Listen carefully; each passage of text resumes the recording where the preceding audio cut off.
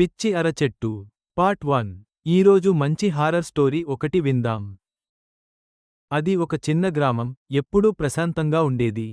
కానీ గ్రామంలోని ఓ పక్కన ఉన్న చేలో అరచెట్టు ఉండేది. అది ఎవరికీ ఇష్టం ఉండేది కాదు. ఆ చెట్టు దగ్గరికి వెళ్లేవారిలో చాలామంది రాత్రి సమయంలో అదృశ్యమయ్యేవారు. ఆ చెట్టు దెయ్యాల చెట్టు అని, దాని చుట్టూ దయ్యాలు తిరుగుతున్నాయని అనుకుంటూ ఉండేవాళ్ళు. ఒకరోజు గ్రామంలో కొత్తగా వచ్చిన ఇద్దరు యువకులు, రఘు మరియు వినయ్, ఆ చెట్టు గురించి విన్నారు. వారు ఉత్సాహంగా ఆ చెట్టుకు దగ్గరికి వెళ్లి చూడాలని నిర్ణయించుకున్నారు.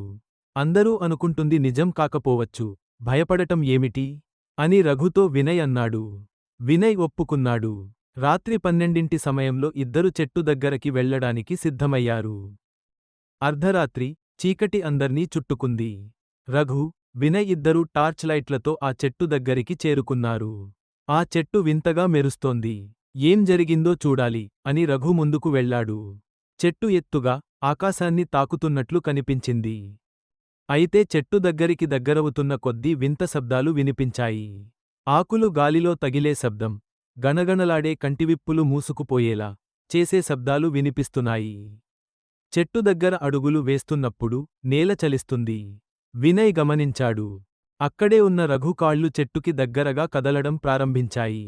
వినయ్, నన్ను కాపాడు అని రఘు కేకలేశాడు. వినయ్ టార్చ్ లైట్ వేసి చూశాడు. రఘు కాళ్ళు అరచెట్టుకు చుట్టుకుంటున్నాయి. ఆ చెట్టు తన వేళ్లను రఘు కాళ్లకు చుట్టుకుని లోపలకు లాక్కుంటోంది. రఘు ఎంత ప్రయత్నించినా వినయ్ని విడిపించుకోలేకపోయాడు. వెంటనే అక్కడి నుంచి పరిగెత్తు అని వినయ్ రఘుతో అనడం మొదలుపెట్టాడు. కాని రఘు చెట్టుతో పాటు పూర్తిగా మాయం అయ్యాడు. అది చూసి వినయ్ వెనకీ కూడా చూడకుండా పరిగెత్తాడు. వెంటనే వినయ్ జరిగింది అంత గ్రామస్థులుతో చెప్పాడు. మరుసటి రోజు గ్రామస్థులు ఆ చెట్టు వద్దకు వెళ్లారు.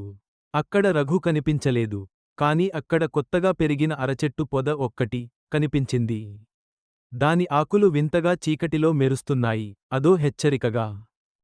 ఆ రోజు నుంచి ఆ చెట్టు గురించి మరింత భయానక వదంతులు వచ్చాయి. ఆ చెట్టుకు దగ్గరగా వెళ్లిన ప్రతి ఒక్కరూ మాయమైపోతూ ఉన్నారు. ప్రజలు ఆ చెట్టును పిచ్చి అరచెట్టు అని పిలుస్తూ, మాట్లాడుకుంటూ కొన్ని రోజులు గడిచాక మర్చిపోయారు. కాని ఆ రాత్రి నుంచి వినయ్ గుండెల్లో ఎప్పుడూ ఒక ప్రశ్న ఉండేది. ఆ చెట్టు రహస్యం ఏమిటి?